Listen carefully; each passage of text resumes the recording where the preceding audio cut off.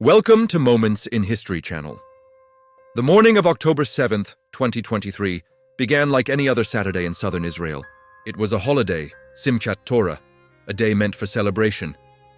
But what unfolded was a day of unprecedented horror, a day that would become a profound turning point for the entire region. Today we're going to talk about the events of that day, the attack that triggered the war between Hamas and Israel. It's a complex and deeply painful subject, and our goal is to present the facts as they have been reported. To understand the scale and nature of what happened, it all started just before sunrise. A massive barrage of rockets, thousands of them, was fired from the Gaza Strip, overwhelming Israel's Iron Dome defense system. Sirens wailed across southern and central Israel, sending families rushing to bomb shelters. But this was not just another rocket attack. This was the opening act of a much larger, meticulously planned, and multi-front assault. Under the cover of this relentless rocket fire, a new phase of the attack began.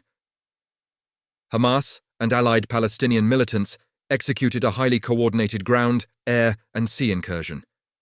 The heavily fortified border fence between Gaza and Israel, once thought to be nearly impenetrable, was breached in dozens of locations.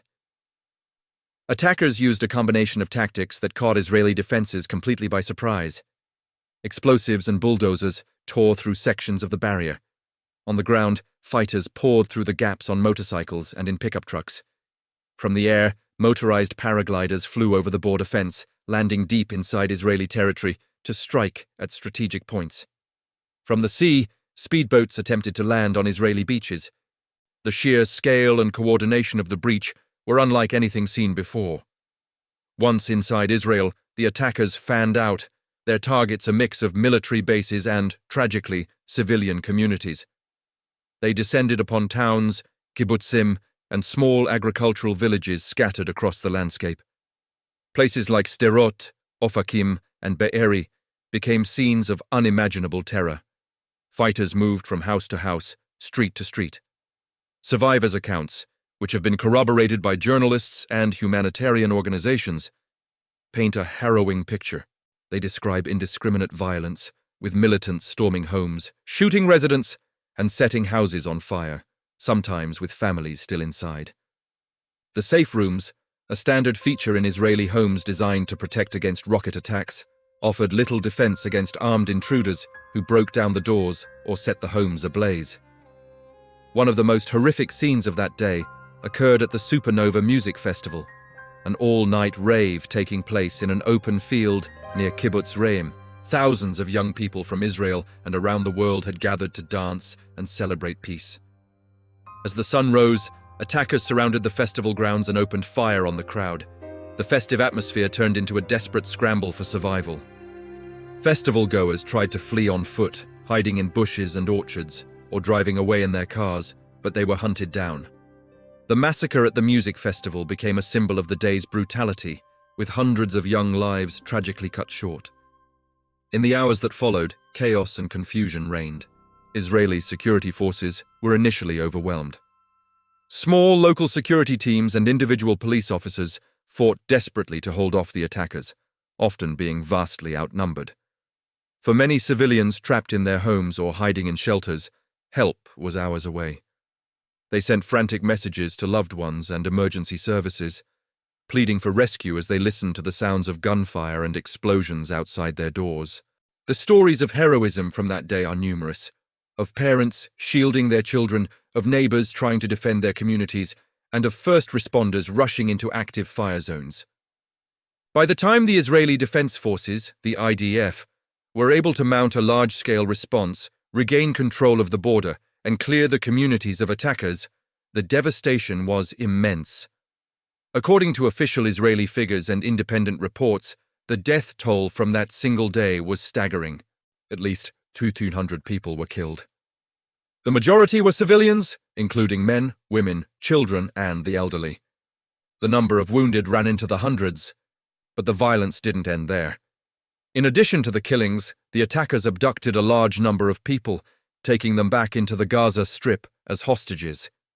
Initial estimates suggested around 240 to 250 people were taken captive.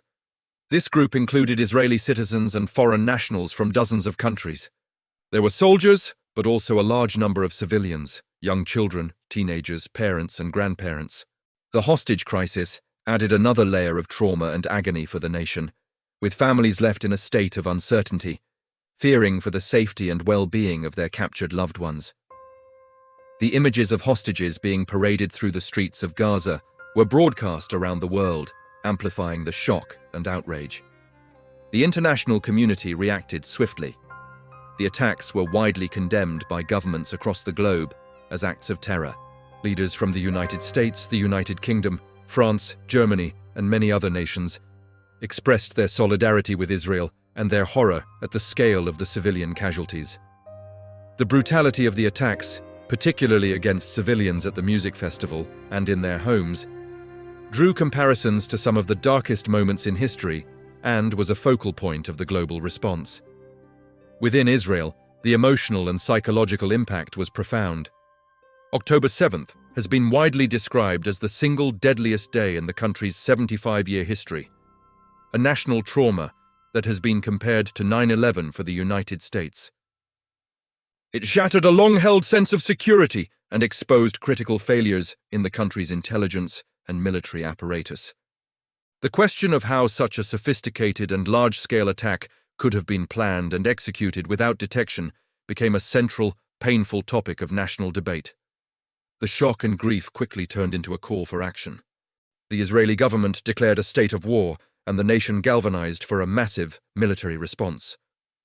The stated goals were clear: to dismantle Hamas's military and governing capabilities and to secure the return of all hostages. This military response marked the beginning of the next devastating chapter in this conflict. The IDF launched an extensive campaign of airstrikes across the Gaza Strip, followed by a ground invasion. The stated targets were Hamas infrastructure, command centers, and fighters. However, Gaza is one of the most densely populated places on Earth. The ensuing war has had a catastrophic humanitarian impact on its 2.3 million residents. Entire neighborhoods have been reduced to rubble. The death toll in Gaza has climbed into the tens of thousands, including a devastatingly high number of women and children, according to the Hamas-run Gaza Health Ministry. Hospitals have been overwhelmed, and the blockade imposed on the territory has led to severe shortages of food, water, medicine, and fuel. The vast majority of the population has been displaced, forced to flee their homes and seek shelter in increasingly desperate conditions. The humanitarian crisis in Gaza has become a major focus of international concern, with aid organizations warning of famine and the complete collapse of the healthcare system. The cycle of violence that began on October 7th has spiraled, creating immense suffering for civilians on both sides of the border. The events of that day have fundamentally reshaped the region. They didn't happen in a vacuum, but are part of a long and complex history of conflict, occupation, and failed peace processes. However, the scale and brutality of the October 7th attacks marked a dramatic and terrifying escalation. It has plunged Gaza into a devastating war, ignited tensions across the Middle East, and left the prospects for a peaceful resolution seeming more distant than ever. The consequences of that day continue to unfold, with a humanitarian crisis of immense proportions and a cycle of violence that has inflicted unimaginable pain. Understanding what happened on October 7th is crucial to understanding the war that followed and the immense challenges that now lie ahead for everyone in the region. It's a story of profound loss, and its echoes will be felt for generations to come. Thank you for watching. This is a topic that carries a lot of weight, and we appreciate you taking the time to learn about these events. If you found this video informative, please consider liking it and subscribing to Moments in History channel for more in-depth explanations of important world events.